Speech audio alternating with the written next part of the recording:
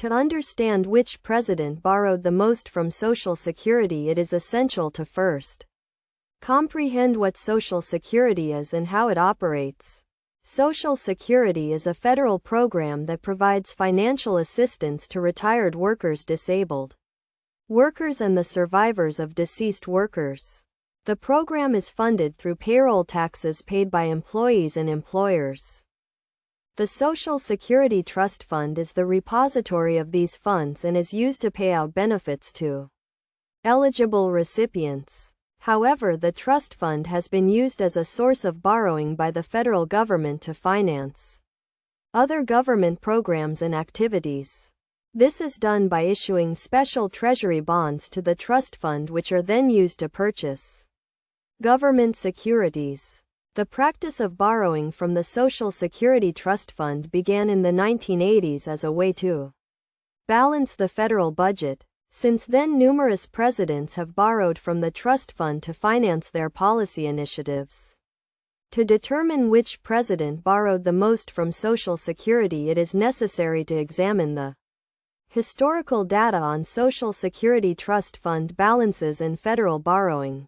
According to the Social Security Administration, the largest borrowing from Social Security occurred during the presidency of George W. Bush, who borrowed over $1 trillion from the trust fund to finance tax cuts and other government programs. This was followed by President Barack Obama, who borrowed over $700 billion to finance healthcare reform and other initiatives.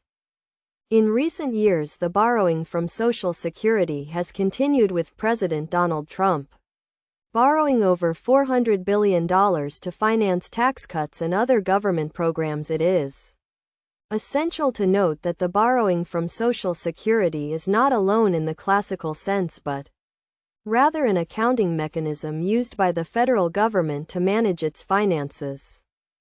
To put this into perspective, the total amount borrowed from Social Security since the 1980s is over $3 trillion.